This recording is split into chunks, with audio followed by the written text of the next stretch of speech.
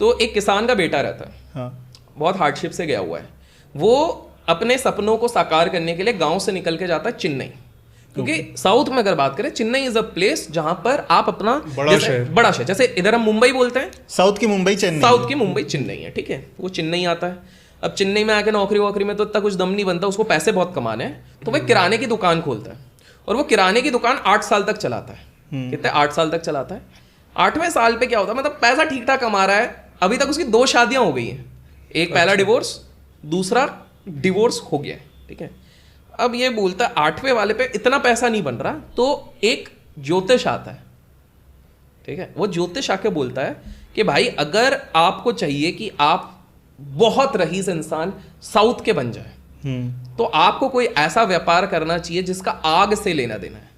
Fire, it could be arms हो गया, defence हो गया। तो डिफेंस के तो पैसे नहीं है, इसके पैसे नहीं है, क्या करूं? खाने में तवे में तो आग लगाना ही पड़ता है, तो आग रिलेटेड हो गया। बोले खाना का करूं? बोले बिल्कुल करो। अब इसने सोचा क्या करूं, क्रिएटिविटी लगाई नहीं बिल्कुल। चेन्नई में ही डोसा की दुकान खोली। अब यहां पर कैच है, 1 रुपए में डोसा, 1 रुपए में डोसा, और वो डोसा प्योर कोकोनट ऑयल और सबसे बढ़िया यूनिक मसाले के साथ बनाना शुरू किया। पहले महीना लॉस हुआ, किराना बंद कर दिया अभी पूरा। दूसरे महीने भी लॉस हुआ, बट इन्हें छोड़ा नहीं। क्यों?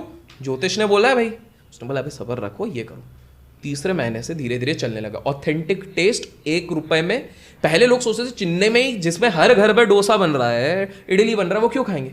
Authentic taste, nominal price, good masala, सब जगह चलता है। जैसे अपने पुणे में हर घर पे जो प्रॉपर मराठी फैमिली है, वड़ा पाव बनता ही है, वड़ा पाव, अपना पाव भाजी, ये सब बनता है, लेकिन स्टिल हम बाहर खाते हैं, करेक्ट। वैसे ही ये चलने लगा, और इतने तगड़े तरीके से चलने लग गया कि इनके 100 से ज्यादा आउटलेट खुल गए। अभी भी साउथ का सबसे ज्यादा डोसा उधर, मैंने इतना भी हिंट दे दिया है, ठीक है। बहुत सबसे, मैं खुद गया हूँ उधर 3-4 बार, तब मेरे को पता नहीं था, फिर बाद में पता लगा जब एक स्टाफ ने थोड़ा मेरे दिमाग में चुल भरी, तब मैंने पता किया ये सारी चीजें, फिर चेक भी किया है।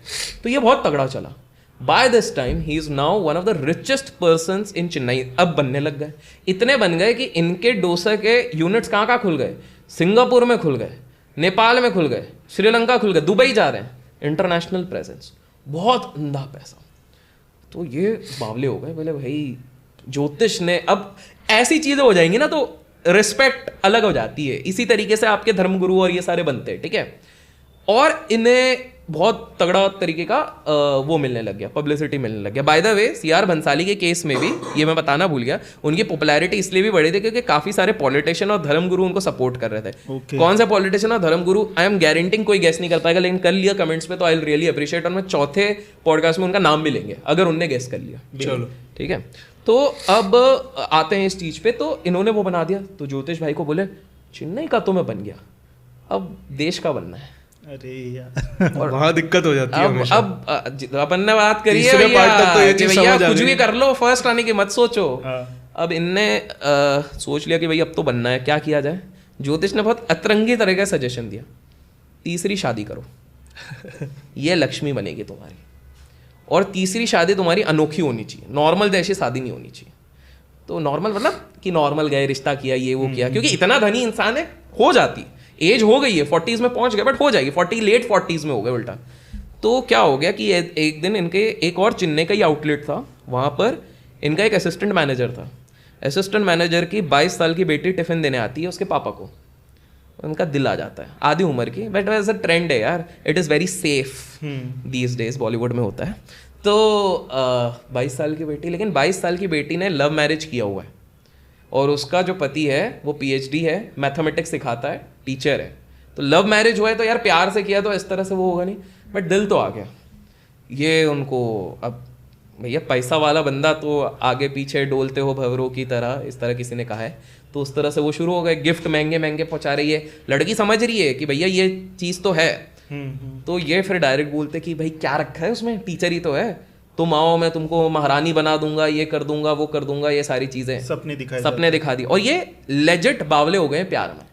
तो अब लड़की मानने को तैयार नहीं, बोले यार समझो यार भाई, मेरी लव मैरिज हुई है, हम दोनों खुश हैं, छोटा घर, अपना घर परिवार अपना, इस तरह से खुश है, लेकिन ये मानने को तैयार नहीं। फिर क्या होता है कि एक दिन ये बंदा अपने बॉडीगार्ड्स कम गुंडे कम इन सब के साथ इनके घर पहुंच जाते। क्यों? क्योंकि लड़की और लड़के छुपके से अब चेन्नई छोड़ के भागने वाले थे, क्योंकि इनको पता लग गया था कि ये हाथ पैर धो के पीछे पड़ गए। वो टीचर थे तो उनको पता था कहीं और जाके भी मैं सिखा ही सकता हूँ, हमारा छोटा सा घर है और लव मैरिज है तो कोई टेंशन नहीं।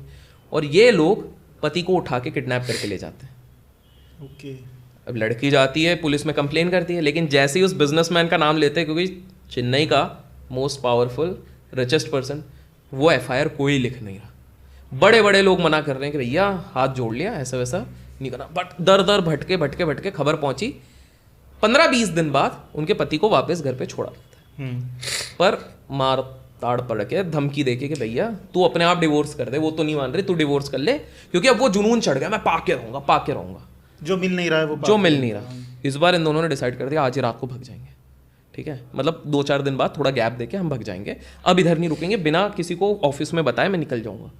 लेकिन इस बार वापस आ गए, फिर पति को उठा के ले गए। इस बार फिर इनकी वाइफ दर दर भटकी, हर जगह गई, सब कुछ करी। ये बहुत ज़्यादा बैड कर्मा कर रहे हैं बाय द वे, ठीक है, बट कोई ध्यान नहीं है। इस बार ना 2 महीने हो गए। 2 महीने बाद एक खबर आती है पुलिस को कि जंगल में किसी की लाश मिली है। अरे बाप रे। वो लाश दुर्भाग्यवश आइडेंटिफाई होती है इनके हस्बैंड की, एंड वी ऑल नो किसने गिरा होगा। तो ये लड़की हार नहीं मानती, इसको पता है पूरा ब्यूरोक्रेटिक पावर उधर है, सब कुछ है, ये पूरी तरीके से पीछे पड़ती है। और सडनली थोड़े मीडिया हाउस उसको पकड़ती है, थोड़ा सेंसेशन होता है, तो अब शुरू हो जाता है। वो जब पुलिस नहीं मानती तो हाई कोर्ट पे जाती है, सुप्रीम कोर्ट जाती है, बड़े जब कोर्ट पे जाती है, कोर्ट ऑर्डर देती है पुलिस को कि जब तुमको हिरासत पे लेना है। 1 महीने तक बंदा गायब रहता है, लेकिन फिर कस्टडी में आता है। मैं आप लोगों को बता दूं, इतिहास में, भारत के इतिहास में वन ऑफ दोज पीपल है जिसके केस ऑलमोस्ट 10-11 साल तक चले और सबसे ज्यादा नंबर टाइम बेल मिला है उसको। मतलब 1-1 महीने अंदर रहेगा, फिर बेल चल रही है 1-1 साल की, फिर बट लड़की ने हार नहीं मानी, बोले मैं हार नहीं मानूंगी। फाइनली 10-11 साल बाद ये चीज़ प्रूफ हुई कि उसी बंदे ने मर्डर कराया था। मतलब ऐसा नहीं था कि पैसे के पावर पे सब कुछ खरीद सकते, वो लड़की लगी रही और फाइनली वो सजा रही। और मैं आप लोगों को बता दूं, उसको हमारे देश का ये जो शख्स है, ये कोई ऐसा वैसा शख्स नहीं है। और एक हिंट देता हूँ, इसको हमारे देश का डोसा किंग कहते हैं। सबसे बढ़िया डोसा देने वाला वो ये चीज़ कर चुका है। एंड जस्ट बिकॉज आपने कर्मा की बात करी, एक छोटा सा चीज़ बताने वाला हूँ, बहुत ही छोटी सी। 2012 हमारा गोरखपुर कहाँ का है सबको पता है, गोरखपुर जगह पे एक महिला रहती है, 25 साल का उनका हस्बैंड रहता है, ये 17-18 साल की रहती हैं। शादी तो हो ही जाती है वहाँ पे, थोड़ा गाँव टाइप में इनका हो गया। जब ये 19 की होती हैं, दुर्भाग्यवश 25 साल की उम्र में इनके हस्बैंड की मृत्यु हो जाती है। किस रीज़न से पता नहीं है भाई, गरीब लेबरर्स रहते हैं, लेबरर्स रहते हैं, तो इनको पता नहीं है कि भाई कैसे क्यों मृत्यु हो गई इनके, what could be the reason, ऐसा करके इनको पता नहीं है। अब लड़की को अब क्या होता है, ये जो गरीब थोड़े से लोग रहते हैं इनको बहुत एक्सप्लॉइट किया जाता है। तो एक पियोन टाइप का बंदा रहता है जो गवर्नमेंट ऑफिस में रहता है, वो आके बोलता है अरे दीदी देखो आपका बच्चा भी नहीं है, कोई फाइनेंशियल सपोर्ट नहीं है, सासू जी भी आपके मतलब ऐसा कोई अर्निंग मेंबर बचा नहीं है, तो आप राशन कार्ड और विडो वाला जो स्कीम है वो आप अगर दफ्तर में जाके निकलवा लेते हो तो आप महीने का इतना तो आ जाएगा कि आपका किराना हो जाएगा, सारी चीज़ें हो जाएंगी, करेक्ट। तो लड़की बोलती है हाँ यार, वो बेचारी सीधी सादी लेबरर क्लास है यार, आप समझो। तो वो जाती हैं, तो ये बोलता मेरे बॉस हैं, वो आपका पूरा सेट कर देंगे। बॉस के पास जाते हैं, बॉस कॉम्प्रोमाइज़ करने बोलता, शादीशुदा है, बोलता भैया सेक्स वाली बात आ गई कि भाई ये करो मैं तुम्हारा करा देता हूँ। बॉस करता है बट एक्सप्लॉइट कर रहा है, वो कुछ करने नहीं वाला। जब लड़की परेशान होके बोली कि भाई सर मैं तो सब, बट आप कुछ हेल्प ही नहीं कर रहे हो, तो बोले मेरे एक और बॉस हैं वो करेंगे। ऐसा कर करके 3 साल तक 13 लोगों से एक्सप्लॉइट कराया गया। 13। वो बेचारे गरीब है यार, देखो क्या घर में जब खाना नहीं आता ना, बोलना बड़ा आसान होता है कि वो अपना मॉरल स्टैंडर्ड क्यों कर रही है, at least she didn't commit suicide. उसने वो ठीक है, जो गलत सही है या लोग हमारी समाज परिस्थितियां हैं यार, आप जज नहीं कर सकते हो किसकी कैसे परिस्थिति है। उस बेचारी के घर पे नहीं आ रहा, उसके ससुर जी हैं, सासू जी हैं, बुढ़ापे में हैं और नहीं हो पा रहा है, दिहाड़ी से उतना नहीं निकल पा रहा, उनको चाहिए उस फैमिली को, तो वो चल रहा है। अब 13वें बार सेक्स वेक्स चल रहा है, उस समय पे एक बहुत अजीब सी चीज़ होती है, वो फेंट हो जाती है, ठीक है। तो ये टेंशन में आ जाता है, और ये 13 के 13 लोग शादीशुदा है, बाय द वे मैं बता दूं, अलग अलग सारे शादीशुदा। तो वो 13वां व्यक्ति टेंशन में आता है कि भाई ये क्या हो गया, तो वो हॉस्पिटल लेके चले जाता है, मतलब उसके जुगाड़ से क्लिनिक पे, बोले यार देखो क्या है, और इसके बाद इसके पैरों तले जमीन निकल जाती है। इस लड़की को HIV था। और उन सारे 13 लोगों को HIV, उन 13 लोगों ने अपनी पत्नियों के साथ भी किया सेक्स, उनको भी HIV। And this is exactly how Karma place. वो लड़का जो 25 साल में मरा था, उसका रीजन ये था।